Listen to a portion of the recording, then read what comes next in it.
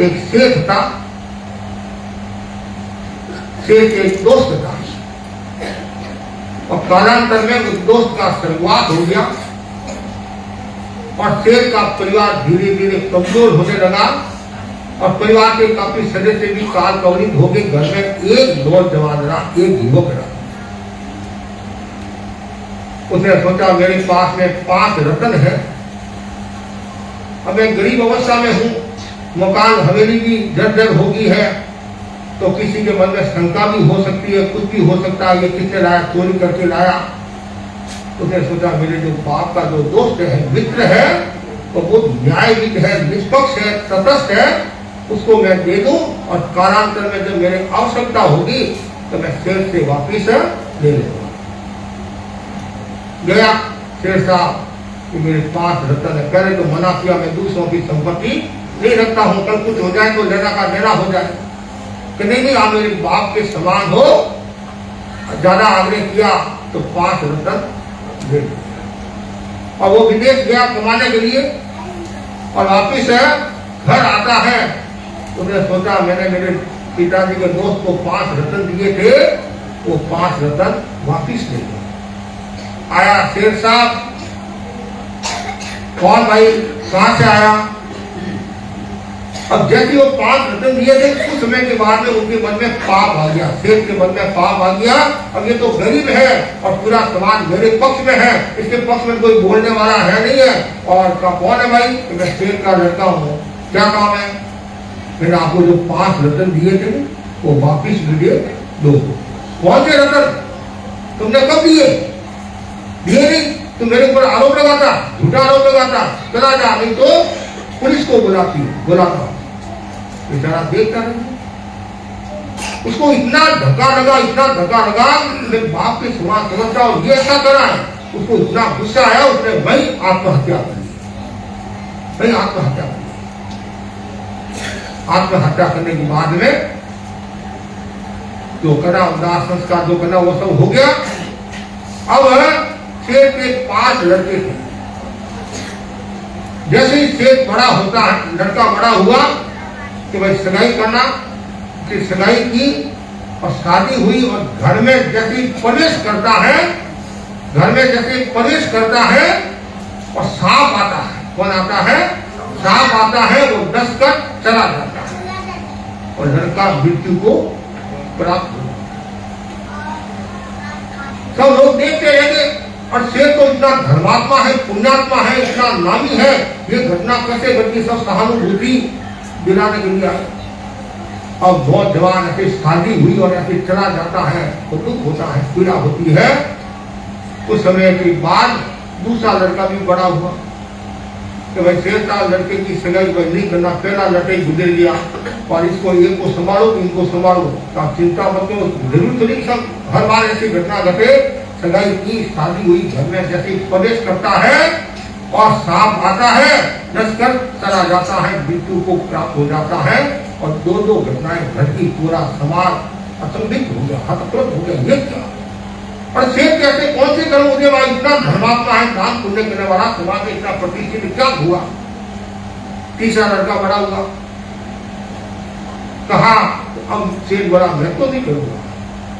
2 चले गए हैं, इन 2 गो को संभालो तो और कल कुछ हो गया तो ज्यादा आग्रह किया तो तीसरे की भी सगाई की, शादी हुई और जैसे घर में प्रवेश करता है, सांप आता है, डस कर चला जाता है, वह भी मृत्यु को प्राप्त हुआ। कितने चले गए?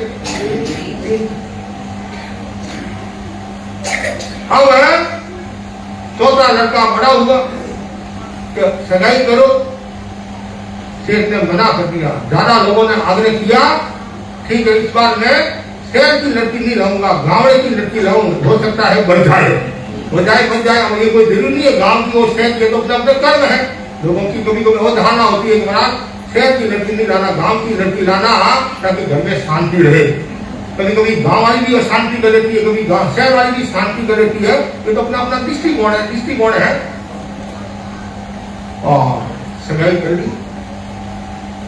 एक दिन की बात है, वो लड़की और माँ कहीं पानी लेने के लिए गई और वापिस घर आई और सुना के संत है गांव में आए हैं, तो वो भी प्रवचन सुनने के लिए आए। प्रवचन सुनने के बाद प्राय सब लोग चले गए कि माँ और बेटी दोनों बैठे थे।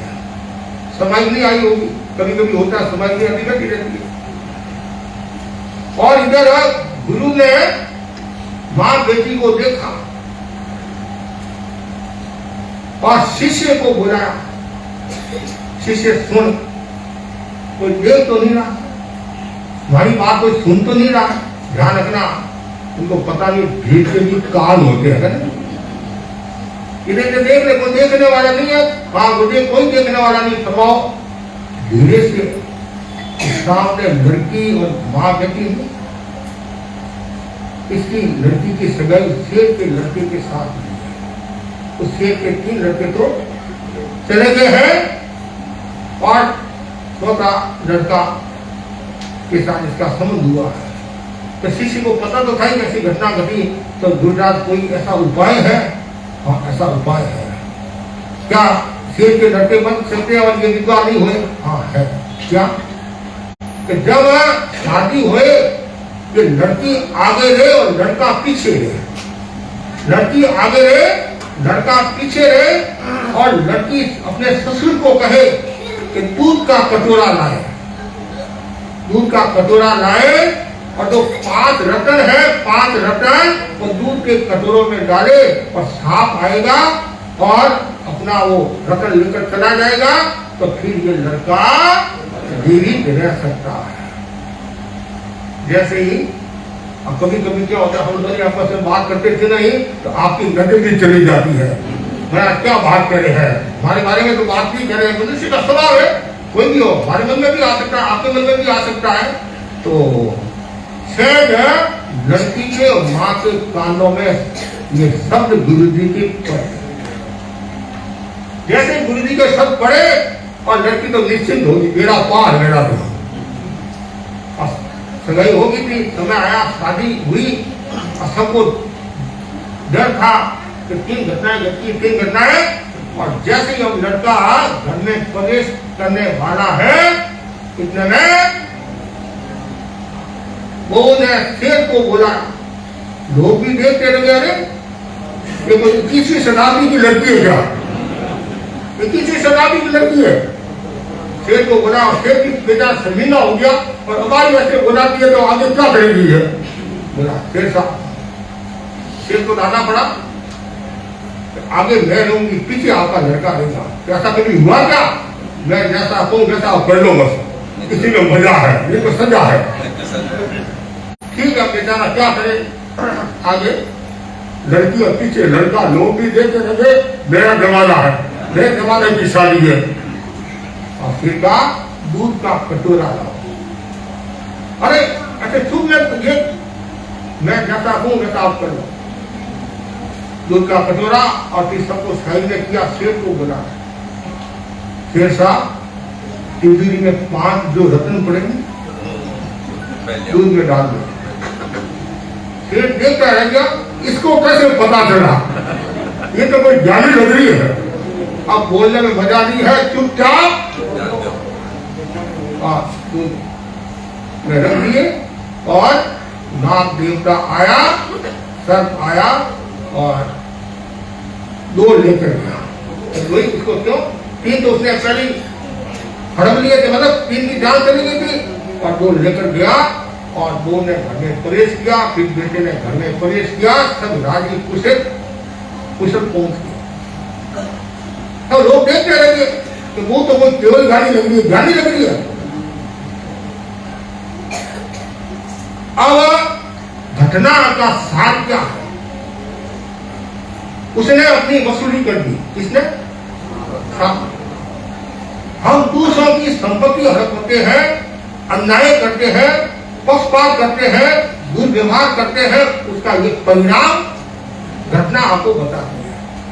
इसलिए हमेशा निष्पक्षता, आप यदि 2 बेटे हैं तो बंटवारा होता है, उसमें निष्पक्षता का भाव होना चाहिए।